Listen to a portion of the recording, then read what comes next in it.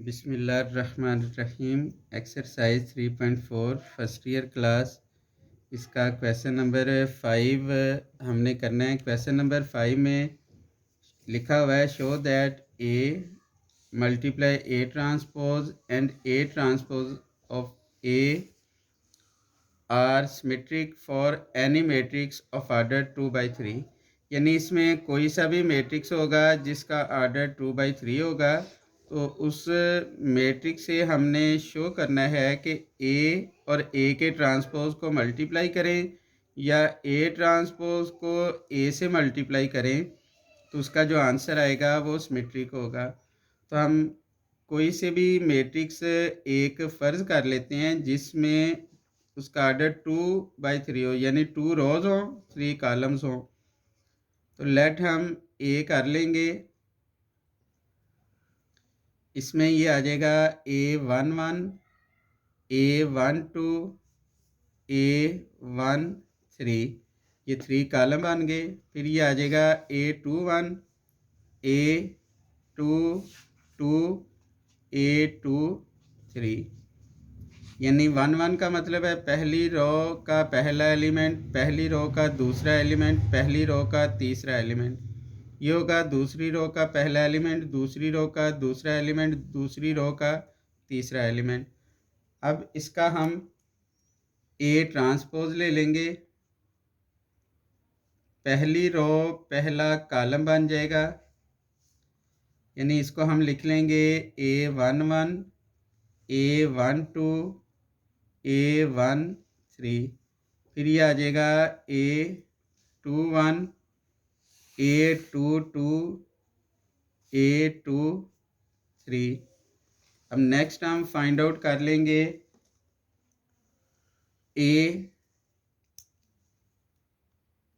इसको हम A transpose से मल्टीप्लाई करेंगे।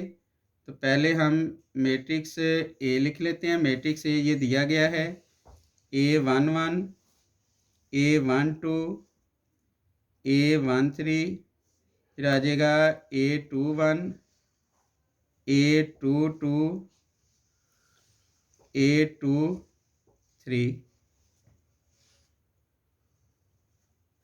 अब ए ट्रांसपोज ये दिया गया है A11 A21, फिर है A12 A22 A13 A23। इसको अब हम मल्टीप्लाई कर लेंगे, तो ये आ जाएगा ए ट्रांसपोज ऑफ ए। पहली रो पहले कॉलम से मल्टीप्लाई होगी, A11 मल्टीप्लाई होगा A11 से, फिर प्लस A12 इससे A12 से मल्टीप्लाई होगा, A12 ये मल्टीप्लाई होगा A12 से, फिर ये इससे मल्टीप्लाई हो जाएगा A13, ये मल्टीप्लाई होगा A13 से। इसी तरह इस रो को इस कॉलम से भी मल्टीप्लाई कर दें। A11 ये मल्टीप्लाई होगा A21 से, फिर A12 ये A22 से मल्टीप्लाई होगा, फिर A13 ये मल्टीप्लाई होगा A23 से। अब सेकंड रो को भी इन दोनों कॉलम से मल्टीप्लाई कर देंगे।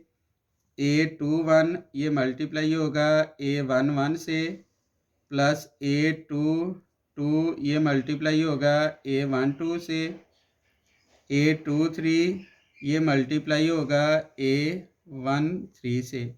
इसी तरह इसको सेकंड कॉलम से मल्टीप्लाई कर दें। A21 वो मल्टीप्लाई होगा A21 से, A22 वो मल्टीप्लाई होगा A22 से, A23 वो मल्टीप्लाई होगा A23 से।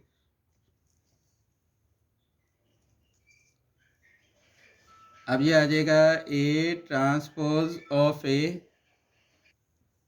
अब सिमेट्रिक प्रूव करने के लिए हम उसका ट्रांसपोज लेंगे। ये हमने इस रकम का ट्रांसपोज ले लिया। यानी हमने ए मल्टीप्लाई ए ट्रांसपोज को सिमेट्रिक प्रूव करना है, यानी इस रकम को हमने सिमेट्रिक प्रूव करना है तो हम उसका ट्रांसपोज लेंगे। यानी पहली रो ये पहला कॉलम बन जाएगी, दूसरी रो दूसरा कॉलम बन जाएगी। इसको थोड़ा सा हम रीअरेंज कर लेते हैं।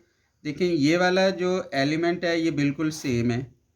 इस एलिमेंट में ये लेफ़्ट वाला राइट और राइट वाला लेफ़्ट पे है, तो हमें पता है मल्टीप्लाई में जो एलिमेंट एक जैसे होते हैं, ये अगर दोनों मल्टीप्लाई होंगे या ये दोनों मल्टीप्लाई होंगे उनका आंसर बिल्कुल सेम आएगा।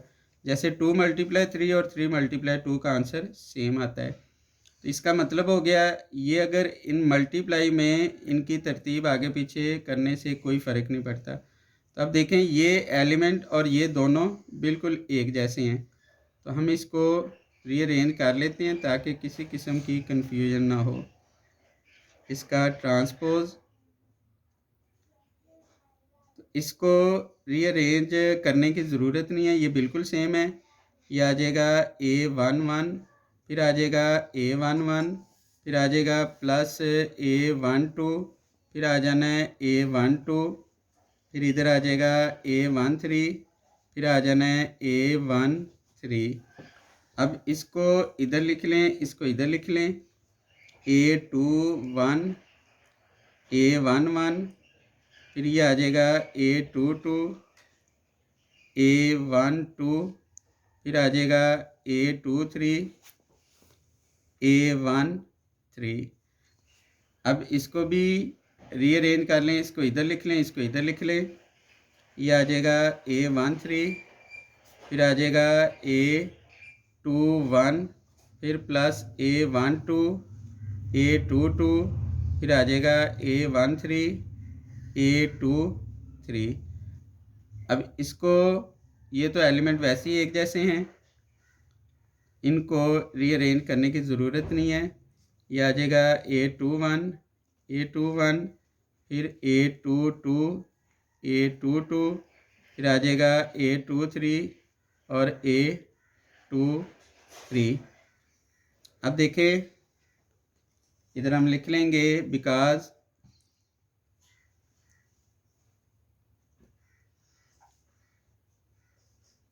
A ट्रांसपोज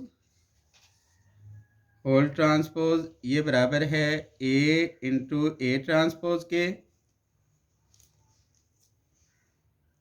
क्योंकि इसका ट्रांसपोज इस रकम का ट्रांसपोज इसी के बराबर है, तो ये सिमेट्रिक मैट्रिक्स हो गया। सो A transpose is symmetric matrix, यानी ये सिमेट्रिक है। इसका सेकंड पार्ट भी इसी तरह करना है। इसमें हमने A को A ट्रांसपोज से मल्टीप्लाई किया था, सेकंड पार्ट में A ट्रांसपोज को A से मल्टीप्लाई करना है। इसका प्रोसीजर बिल्कुल सेम है। ये इधर A11 कर लीजिएगा।